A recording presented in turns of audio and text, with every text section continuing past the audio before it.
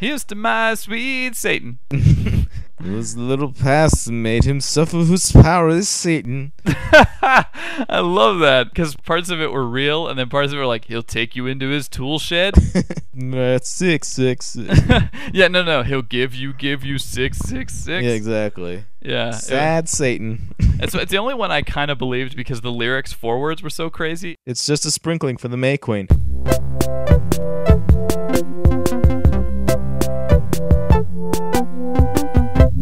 Hello and welcome to the 90th episode of Growing Up Geek, the weekly podcast for geek entertainment and nostalgia. My name is Brad and I'm joined by my cloud-like brother, Rob. Zoink. Hello. He emerges from a cumulonimbus. Cumulostratus. What's up, man? Not much at all. How are you? I'm good. I heard you've been hanging around in the cloud. I have. I've been floating in the nimbostratus. You've been using online storage, essentially. Yeah, because working where I work, I see a lot of hard drives go. So, like, I saw this story run on, I think it was Gizmodo. They were talking about backing up your computer for free. Right. And I know you and I have had this conversation because you use Google Docs. I'm fully sold out to Google, and then I also use SkyDrive, which you said you just started to experiment with. Yeah, I just discovered this, so I didn't know you already used it. For a Windows computer, that seems great. Yeah. Because it's 25 gigs free, and if you have ActiveX application installed, then it's just like it's there on your computer like a regular folder. Yeah, if you have to use Internet Explorer to get the ActiveX control, but once you do, you just drag files into your browser window, and they upload, which is really cool. Yeah, and that don't exist on Apple, which is what I use. I see. So I was looking for a solution to that problem. For now, I mean, it's still the best in terms of free storage. Yeah.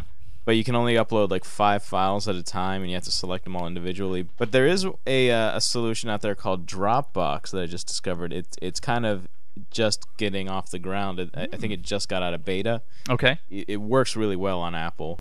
Just kind of runs the same way. But I think it's only 2 gigs, so I'm not sure how much I'm going to use this, but it is cool because it is just embedded in the file structure, and I can just drag and drop into it. Yeah, and that's certainly a bonus. I'll tell you what, though, I actually discovered that when you start doing this, most of the stuff you really need, like, would die without it, is less than 2 gigs. You know what I mean? Like, financial records or, like, you know, key photos and things like that. You know, most of it I got up there, and I was like, I just took a big sigh of relief because, yeah, like you, I actually had a thumb drive die the other day. Just pulled it out before it was time, I guess, and it erased all the data on there. And I was like, shoot!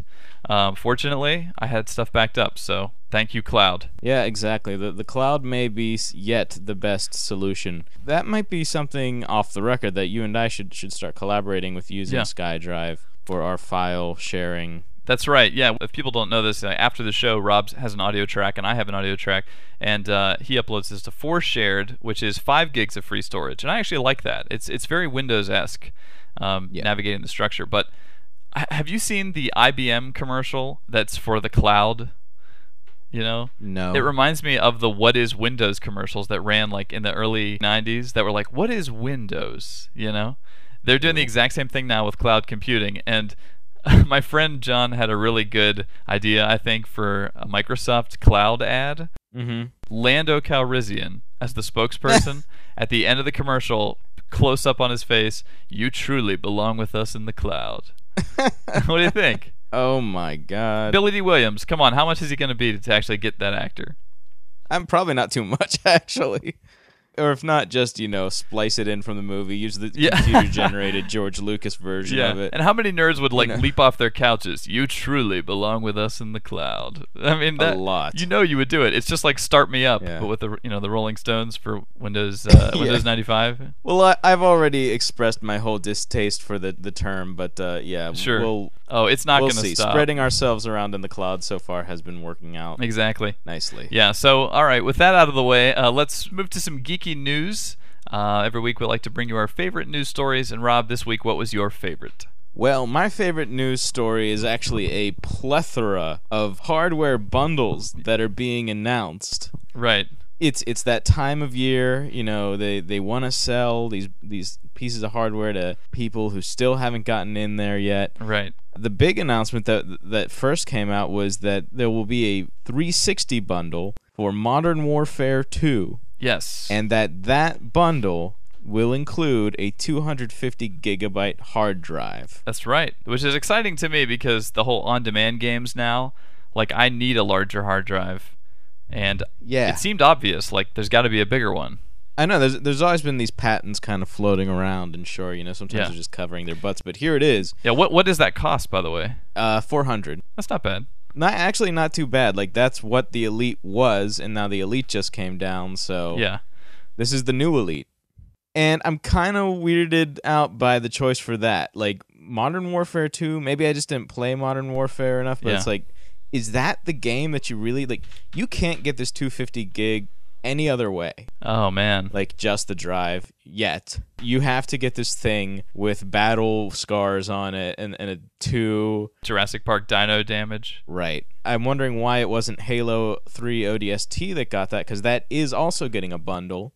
It comes with Halo ODST, Halo 3, and a sign-up for Halo Reach multiplayer beta. Right. So there's another bundle, but that one doesn't come with it. It's the standard 120 gig Elite. Okay. I think that's $300. Yeah. But then this just landed across my desktop or what have you. PlayStation 3 Slim Uncharted 2 bundle with the 250 gigabyte hard drive. Yeah. It's weird because none of these games that are packaged with them use the hard drive in any special way. Yeah. It's not like Final Fantasy 13 or something. Yeah. What's the deal? I guess they're both just trying to get in on the holiday buzz, Yeah, and to say, like, well, not only are you getting the game, but you're getting a better system. The PS3, however, it doesn't seem to be adorned in any way. Yeah. To me, that's a little more appealing. Like, this might actually be something I get, because I'm like, okay, Uncharted 2, I think I'd want that game. Yeah. And the PS3 isn't all covered in smiley face stickers, so we can do that. Although we used to have a big smiley face on our PS1, right on the lid from PSM magazine. I thought it was cool. Oh yeah, at the time. It was cool. Had an eye patch. Yeah. So yeah, that was just announced probably out October 13th. They're thinking, and price point is not announced, but I'm willing to bet $400. Yeah, I feel it's such a ripoff, the whole hard drive for the Xbox and everything. Yeah. You can buy a terabyte drive for your computer for like $99. Yeah, actually, and then you've got this $79. You can get an external terabyte. Jeez. Yeah.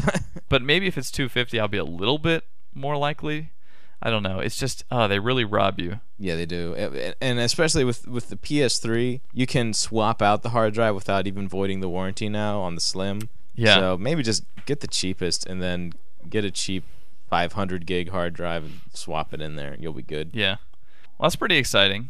Yeah. Some upgrades. My favorite news story of the week was details that emerged about the Wizarding World of Harry Potter. What? Which is a new theme park opening up. Well, I guess it's going to be part of Universal Islands of Adventure. Oh, really? And this press release has a million buzzwords in it. It talks about a completely immersive environment that will transcend generations to bring the wonder and magic of the amazingly detailed Harry Potter world to life. So most of the stuff that they said, it's like guests will be able to sip butterbeer in the Three Broomsticks, buy extendable ears at Zonko's, and experience state-of-the-art attractions. So there are some rides. I guess I should probably start with that. Dragon Challenge is going to be a twin high-speed roller coaster with several iconic elements from the Triwizard tournament. Okay. And then you have Flight of the Hippogriff, which is a family roller coaster simulating a hippogriff training flight over the grounds of Hogwarts. That could be cool, actually. Yeah. And then in Hogwarts Castle, they're actually going to have, which I guess they'll have Hogwarts Castle. Nice. Inside there'll be a state-of-the-art, thrilling attraction that uses new technology to bring the magic, characters, and stories of Harry Potter to life. They don't go into detail about what that means. I assume, though, that it's better than animatronics. Probably projecting onto water. Yeah. That's the next technology. Yeah, I mean, but usually when they say new technology, that's what I think of. It's, well, look, Dusseldorf is sitting right there. Yeah, clearly we don't know enough about Harry Potter. Dusseldorf. But yeah, so there's going to be the joke shop and the magic shop, and you can buy chocolate frogs, and you can buy different flavored beans, Birdie Bots, every flavor beans. There's a lot of food here. the British drinks, the pumpkin juice. I mentioned the butterbeer, and I guess there's a way to send postcards to friends using the owlery, where there's owls that roost and await their next delivery. So I just hear like cash registers going off, like all of these different things you can participate in, all probably cost. Yeah. A wand shop, of course, where they'll probably customize your wand for you. My goodness. It really just sounds like a high-class Renaissance fair. It could be. But when I saw this, I actually felt like this is the kind of treatment that I would love some of my favorite things to get. But of course, they never do. And one in particular, I always envisioned some insane billionaire making like a mist island, but like for real, like using a real island. But gosh, I've dreamed about that, like an actual like smallish island in the Caribbean where you could fly out. Yeah, I would pay premium prices to actually experience that. Like a fake Jurassic Park or something. But that is already at Islands of Adventure, and I have to wonder, are they gonna scoop out the Marvel thing now? Like, is this because Disney acquired Marvel? Is this what's happening? They're like, all right, we're gonna repaint the Hulk ride, and it's gonna be Dumbledore's great adventure. Like, yeah. Well, I mean, I know people that are tattooed with Harry Potter stuff. I mean, it is a serious, like, it has a serious fan base. Well, I know people that are tattooed with Spawn, so. Well, that's true. God, imagine how that's gonna look when they're 100 years old. It already looks bad. It's like having the Lone Ranger on your back or something. Maybe that would be cool. I don't know. But anyway, yeah, so that was the wizarding world of Harry Potter. I just had to point that out. At some point, I'll probably check this thing out. I mean, the movies are going to end, and then they're going to want to have some way to milk Harry Potter, and cha-ching. Cha-ching. There you go. Huzzah is what I have to say about that. Yes. So moving on, our main topic of discussion this week, which I know you're excited about, and we mentioned it last week, the Beatles rock band. Heck yes. Heck yes, we've been playing this.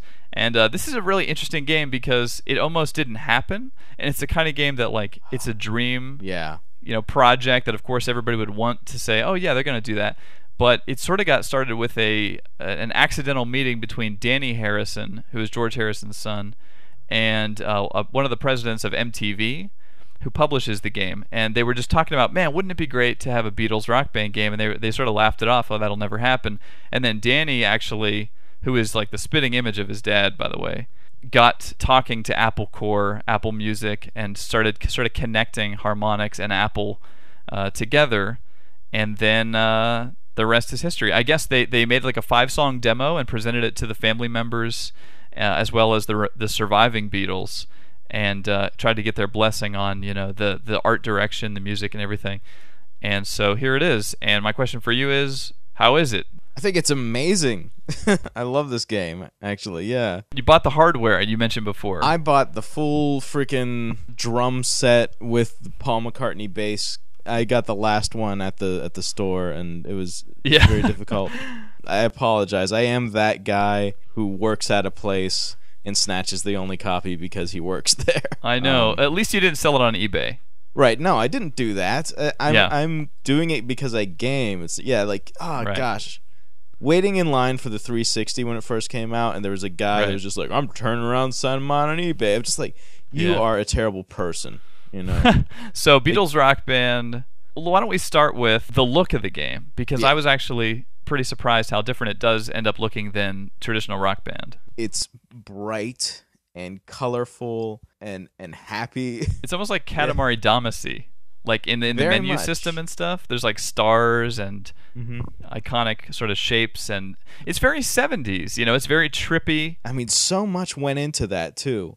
I think you mentioned earlier like how hard this game was to make. There was like 6 months of this development process was like lawyers, like going back and forth and making sure that everything was represented properly. And I think they really did nail it. And what I really have to applaud Harmonix for and everything is just turning around and washing themselves clean of this sort of like throw up the horns kind of rock and roll tattered jeans thing that all the other games have. I think you had mentioned on your Twitter, like, it's just fun loving. And I think that's the thing. Like, as opposed to, throwing on your leather or whatever and playing Rock Band, this is sort of like you're barefoot. It was very refreshing because it's like this kind of mellow and trippy experience. I think very wisely the characters are sort of mellow themselves. They're not like jumping around like fools. And I think that prevents a little bit of the uncanny valley stuff, because they're just sort of, they look really good, but they're very cartoony and like somewhere between like photoreal and full cartoon. Absolutely, yeah. Like that's the thing that I like, is that everything is an ideal of what that period was about with the Beatles, about like what was going on, not just literally, but what was going on figuratively with them. Right, exactly. The intro movie kind of explains the whole thing in a nutshell so well. Yeah. They started off as this incredibly successful boy band, essentially. Yeah. And just beyond that, like, where can you go from there? Well, they rose above like the entire musical world with Sgt. Pepper's and stuff, and then and the moment you get to Sgt. Pepper in the game, the surprise of that, where you're like, well, I'm used to screaming fans, but now I'm sitting in a studio. Yeah, I have to say, I really like how you can sort of do a story mode, which is exactly what I was hoping for. Like, you go through their career chronologically and you see their hair and beard change, and stuff. But when you get to Abbey Road and you start the Sgt. Pepper stuff, the only way I could describe it is it kicked my butt in the face. Because you basically had them playing, and then all of a sudden, like, they're standing in grassy fields, or like they're floating in outer space and stuff. But it always starts in the studio. Yeah. Totally awesome. And that just added so much more, even more than the Rock Band, stage recreations and everything that they do. This actually has almost like a story, like a music video, I guess, for each song. Yeah, it very much is. Those are properly referred to as Dreamscapes. But okay, yeah, right. Yellow Submarine. That's the first one I played, and you start off playing in the studio, but then all of a sudden you're underwater. Then there's a yellow submarine, and you're flying around in the submarine, and like it's just like and it's the happiest thing. And they do an awesome job of mixing up, like, whether they're playing instruments or whether they're walking around, or whether one of them is playing instruments and the others are kind of walking around. Like you said, it music video. It's not one congruent performance. It's several that are all tied together. Yeah. And it also seems like Harmonix learned a lot from Rock Band and applied it to this game, even though it doesn't look the same. I especially appreciated that all of the songs are unlocked at the beginning, except for one. I think the song "The End," you don't get till the end, coincidentally. Yeah. But yeah, they're all unlocked. I love that when you pause the game and then unpause it, it does the 3, 2, 1 countdown. Yes. Which is something that Guitar Hero World Tour had, that I thought was a great idea, and it's nice to see, even though it's Beatles, they keep improving the game. Absolutely. They also I noticed that the whammy bar thing doesn't really affect the sound of the song.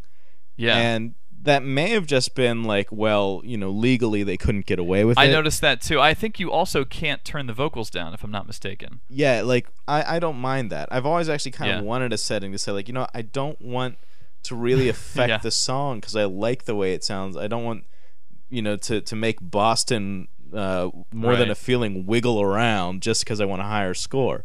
Yeah. So, have you fooled around with harmonies at all? I have indeed fooled around with harmony. Talk about harmonies, impressions. This game lets you sing with 3 singers.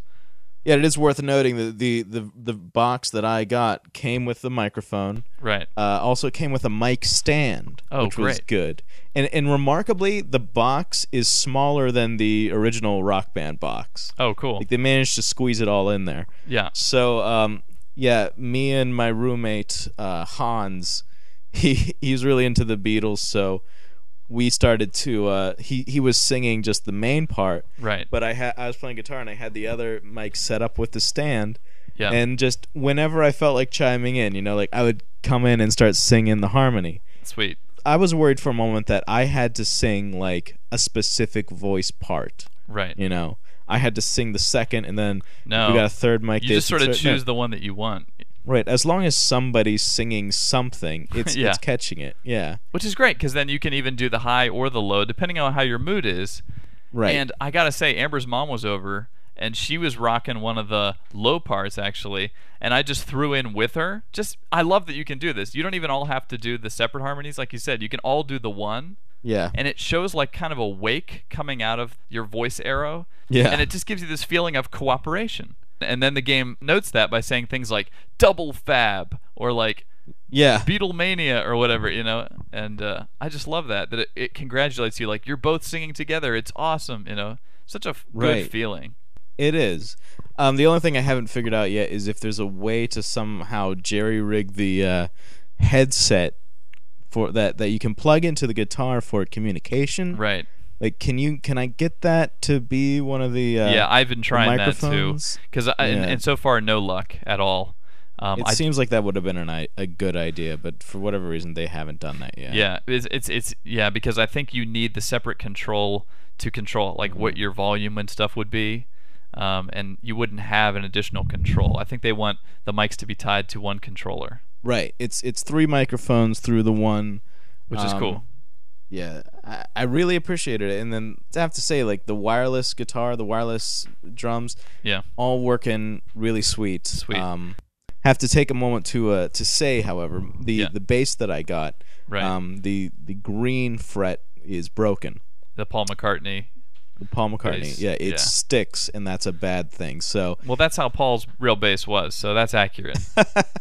Yeah, but I'm going through the warranty process right now, and trying to get it fixed. And I did want to just note one funny story from that. I had to send them my receipt. Yeah. And it was all very formal getting that done. A very like serious warranty issue. Okay, we'll get it fixed. Right. And then I get the email back like that they received it all. Yeah. And it starts off with, "Hey rocker, we got your receipt and we'll be sending you that." I'm like, that.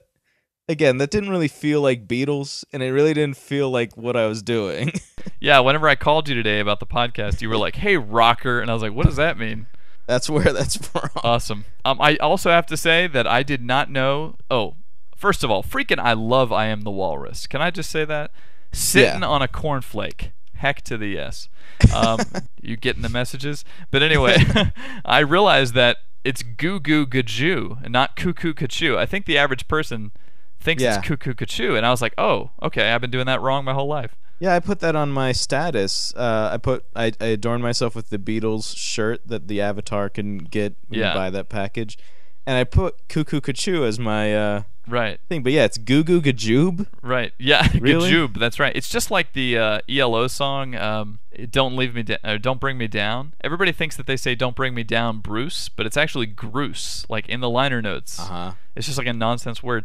Yeah. Anyway, lots of good stuff in this game. Lots of good trivia. Lots of good behind-the-scenes photos and video material, which is not really like shown on the box, but like if you dig down into it and start winning. The fan club Christmas thing is great. Yes, bright and crisp and crispy. I enjoyed that. They're actually funny dudes. That you can see where the appeal was. Yeah. Okay, so real quick, downsides. This game to me is not without its flaws, and I would start by saying that I don't know that I can recommend this as a purchase, and it's because, I mean, obviously, if you want the hardware and everything, you have to get that, but it's not exhaustive, and it is $60 for the game. There's about 45 tracks. Am I right about that? Yeah, around that. Right, which is half of what you get in Rock Band 2. So I do feel like I need to do my service and say it was over kind of quick. And there's no Hey Jude, there's no Blackbird, there's no Eleanor Rigby, there's no Let It Be, there's no Help, there's no Hide Your Love Away. You know, I was noticing some omittances, and I mean, obviously they're going to add a lot of DLC. Yeah. But you're going to pay for the DLC in addition to the game. So I rented this, and I actually feel good that I rented it because, like I said, I've beaten it and sort of replayed it several times already, and it's not all the Beatles songs. I don't know if you feel that way. What do you think? It's half the songs of Rock Band 2. I think it's worth mentioning. So, sorry. I mean, I just had to throw it out there. It's an amazing game while it lasts, but it is a little short. Yeah, I mean, if I could think of it, though, in sort of a reverse direction, let's say Rock Band 2, you had that game, and let's say they released these Beatles songs for you to play. you know? Right. Well, you'd be spending about $2 per song. It would definitely cost more. Like $2 a song would get you 30 for $60. You got 45 on here. You have the presentation that this game brings along with it, the history of the Beatles. Right. And I do understand maybe as a standalone product it's not as exhaustive. It definitely just starts and ends, and it's kind of a short little experience. I felt a little sadness at the end. Like, and you had mentioned earlier that it's like an idealized version of their life. I mean, this is a little bit weird maybe to say, but I felt kind of sad because it wasn't a real version of the Beatles. It was sort of this like fantasy version. All their high points, sort of broad brush, and then it was over, you know? Yeah. I know they didn't have a very long career, but like to play it and see it all in a few hours, I don't know, did you feel that way? I mean, maybe that's kind of a... Maybe. I'm interested in what the downloadable content's going to bring along. All You Need Is Love is already out, and I got that. Okay, so you ponied up, huh? I thought that was cheap, man. I was like, All You Need Is Love is a downloadable track. You know what? Maybe I'm of a different angle of this, where I'm just so head over heels crazy about this experience and stuff that I'm willing to shell out. Like, I already shelled out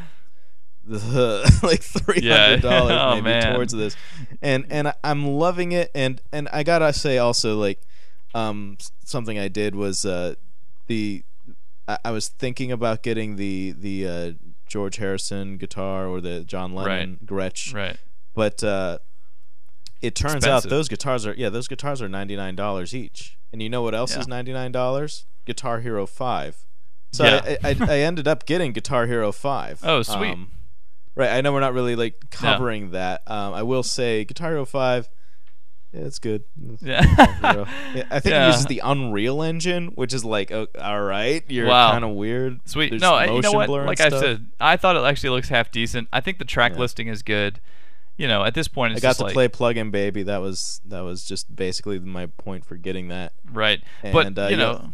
DLC is going to be good. I do have to ask, does the All You Need Is Love DLC have the Dreamscape in it? Does it have a music? It does, but you know what? I don't know that it's as fleshed out a Dreamscape as the ones that came with it. Okay. And so I'm wondering like how far they can go with the the downloadable content.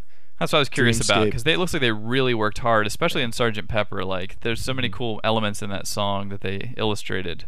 I don't see them doing that for every song, especially because they're doing 3 full albums, which definitely deserves to be mentioned. That's serious. Yeah. That is huge. Now, the other thing that I'm kind of wondering is, are they going to do what kind of Guitar Hero did with these band-focused games and have cover versions or things like that? Because there are some famous covers of some Beatles songs. For example, I Get By With a Little Help from My Friends. Right, Joe Cocker. Joe Cocker, yes. I was listening to... Hi, rocker. I was listening to Accu Radio, which was... It's a new app on the Pre, and it's also new... And they have a Beatles radio site that has their cover versions and the original and all this cool stuff. Right. And they play this one quite a bit because it's pretty famous. Right, and I also wondered about the solo stuff, like John Lennon, you know, and... Paul McCartney's and George Harrison's solo projects. Yeah, it's worth noting that Wings is on Guitar Hero 5. Oh, weird. Yeah, it feels like competition because they're adding all those celebrities in there, which I don't know if you saw Courtney Love's Twitter about. She's ticked off about the whole Kurt Cobain thing. She thinks it's really misrepresenting him, the fact that he can like rap and play drums and stuff in the game. So it's interesting to see, and I think maybe we should wrap this up with, but just by saying that you have a very respectful loving tribute to the Beatles with this game. Right. You know, I mean, it was done with full authorization from all the family, all the remaining Beatles, and there's been no drama about, you know, how everybody's used. It's fully like they guided the process. Supposedly Yoko was very tough on the artists and animators and everything to make sure it came out good. So what you have here is a really great tribute. Yeah, I think it really will stand out kind of down the road for Beatles fans. Is like, you remember the Beatles game, like that was really head over heels, like a great experience. And as opposed to, I feel like Across the Universe, the movie, which is just kind of like, meh. Don't get me started. I know a lot of people like it, but I know. It's no Moulin Rouge. You know. There you go. So that is the Beatles Rock Band. I'm saying rent it. You're saying buy it. I think. I'm saying go crazy and buy this game. Like it. especially if you're already into Rock Band or Guitar Hero, this is a great way to just complement your library. At least get the standalone game so you can have that. Because if you have friends over and you're like, you want to play some Beatles? Heck yes, we're going to play some Beatles. Yeah, claw your face like one of the screaming girls in the videos. That's right. I love that there were fans who clawed their face. Like, I've never seen people do that except for like Elvis and the Beatles. Like girls literally like scratching. Oh well, yeah, it's pretty crazy. But so that is Beatles Rock Band. Did I say that right? Yeah. Okay, it's Beatles then Rock Band. I keep getting that messed up. And before we go, I just want to quickly give you a choice for nostalgia this week. One of two movies from our childhood: Flight of the Navigator or Pete's Dragon. Let's go with Flight of the Navigator. All right, Flight of the Navigator memories. Compliance. Yeah. It's a movie about a boy who gets inside of a giant silver spaceship. I think, is there early CG in this movie? I believe so. Because the ship like actually... I remember the scene where the ship like grows a spike in the front, like it's a silver. The steps come down and So he flies in this ship with like a robot AI guiding him, and the AI says compliance, which became a catchphrase of our dad whenever he wanted us to do something. It's like, do this, Dad. I don't really want to. Compliance. And it was Pee Wee Herman's voice. Was it? Well, at a point it kind of did that, like. Oh yeah, it actually did. Yeah, he like mimicked a la Bumblebee from the new movies, Transformer movies. Yeah. But yeah, and there was like a bunch of aliens inside the ship from different worlds. That was the creepiest thing to watch. Yeah, the eye that popped over. One was like a snot monster. I seem to remember. Oh, and they go, he has a cold. Oh gosh. But yeah, and then his brother with the fireworks. I don't know if you remember, like, right. His brother sets off signals on the roof. I always thought that was really cool, like a cool brotherly moment, you know? Yeah. Especially because that was the younger brother, and he was kind of like the older brother pitching in and being like, I believe you, even though the parents were, obviously not going to believe he's flying around in a spaceship. Thought that was sweet. The weird thing about that movie is kind of its commentary on what's going on in the 80s. Okay. Like it takes place, like the kid is from the 60s. Okay. And then he passes out. He wakes up in the future, but the future is the 80s. But he hasn't aged at all. And like I remember one of the first images that greets him is Twisted Sister on MTV. Okay. And he didn't know what MTV was. He didn't know what the heck Twisted Sister was. Oh, jeez. And he has that kind of 80s like girl who's just like, yeah, it's MTV. What's your problem? Like he sees like an older version of the people he knows, and it freaks him out, kind of thing. Yeah, because his brother was just like a baby, but now he's like a full grown. Oh, that's why it's so cool. I remember there's this really cool feeling about like brother stepping up and doing something like that. Okay, all right, so that makes more sense. Right. Gosh, I totally forgot about that whole time travel element. Yeah, so that's kind of the neat thing about that movie is the self-aware commentary on like the 80s. Interesting. You haven't seen it recently, have you? No. All I can remember was the steps that kind of levitated and us trying to figure out how they did that. Yeah, obsessed with levitation. Yeah, you had the hoverboard. Yeah, I had a hoverboard fixation, and I'm sure anything hovering in a movie, I was there. Yes, and you put a cup under a wooden.